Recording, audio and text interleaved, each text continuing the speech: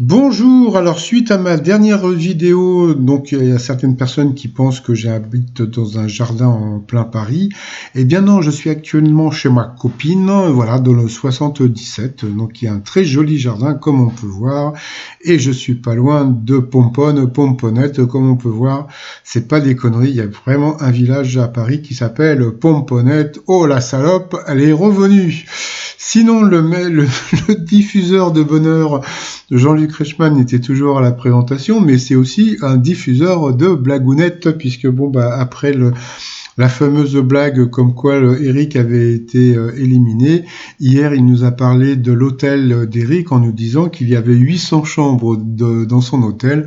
Bon, je suis allé vérifier, hein, il y a entre 200 et 300 chambres, pas plus, donc c'était encore une blagounette de Jean-Luc Reichmann. Alors, bah, comme on a pu voir, toujours pas coiffé, il paraît qu'il se maquille tout seul, le maître de midi, 853 444 € à son compteur. Donc bon, bah bientôt ça va s'augmenter avec la vitrine qu'il va trouver.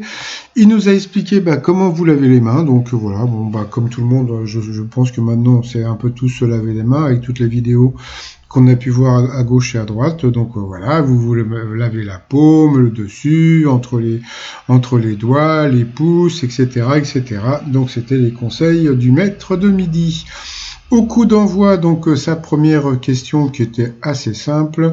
Qui est inséparable de Starsky dans une célèbre série des années 80? Donc bien sûr, c'était Hotch. Après, donc vous aviez la sympathique Hélène qui est venue avec son compagnon Stéphane qui était en visio.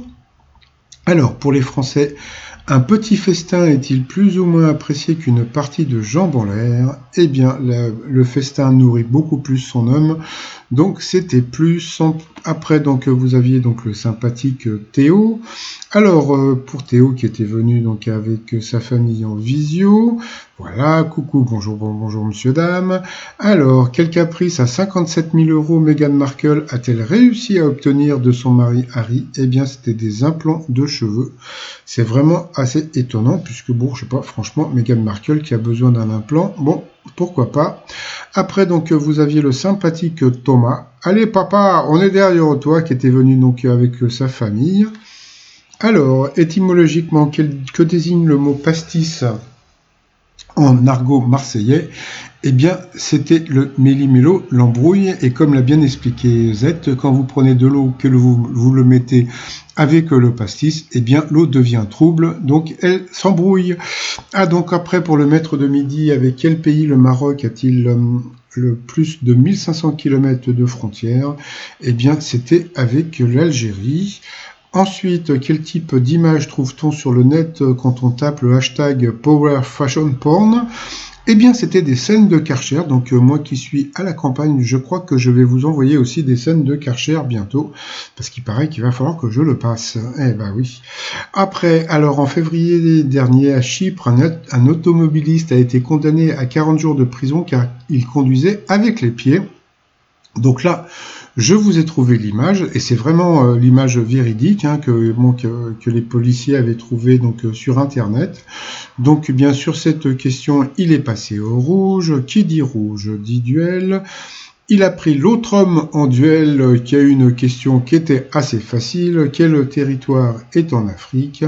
Donc ça ne pouvait pas être la Polynésie française, ni Sumatra, ni l'Afghanistan. Donc bien sûr, c'était l'Angola. Donc voilà, donc ensuite Thomas, Eric et Hélène se sont retrouvés donc au coup par coup.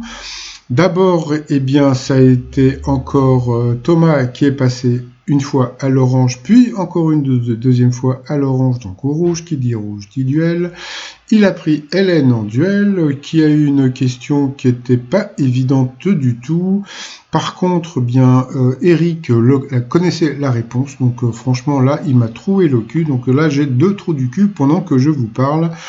Donc, à qui le président de Sony a-t-il offert les 3 premiers exemplaires existants du Walkman? Donc, moi, j'aurais dit, je sais pas, peut-être Nina Simone ou Paul Simon, hein, donc, puisque Sony, bon, j'imagine que c'était Sony Monde, et puis, c'était Yves Simon. Donc, voilà, c'était assez étonnant. En plus, Eric, non c'est pas Eric, hein, c'est parce que bon entre temps vous avez eu Alexandre, bon voilà, qui passait à faire un coucou. Comme on a pu voir, donc il nous a fait le faillot avec une image de Jean-Luc Reichmann en fond derrière lui. Et puis, pareil, donc, Alexandre a dit que bon, c'est parce que Yves Simon était au Japon pour chanter. Donc, franchement, ils m'ont épaté tous les deux. Donc, voilà. Donc, nous avons perdu Hélène sur cette question. Donc, ensuite, eh bien, Thomas et Eric se sont retrouvés au coup par coup.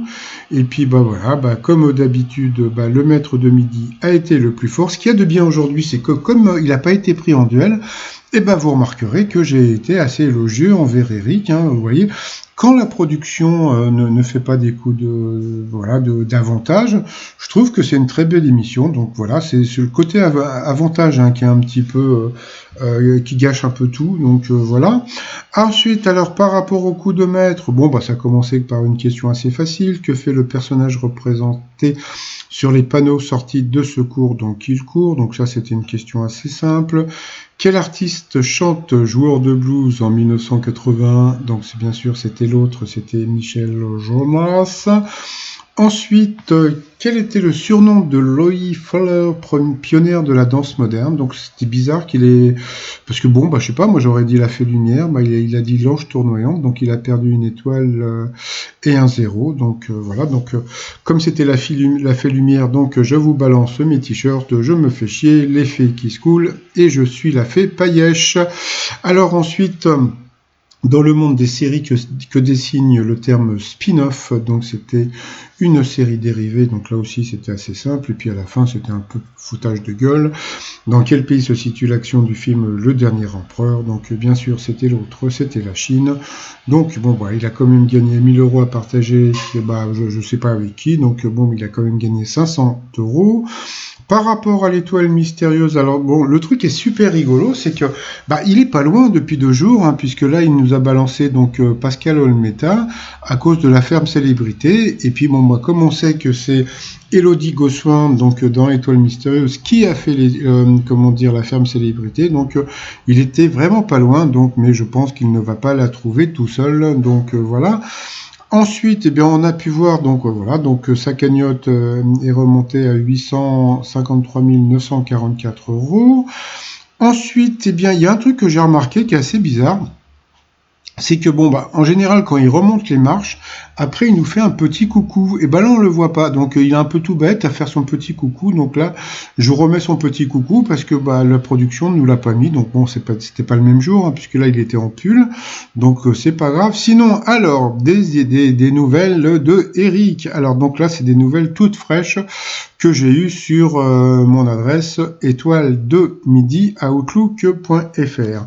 Alors, premièrement, donc Eric va trouver donc Élodie Gossuin donc le 31 mai.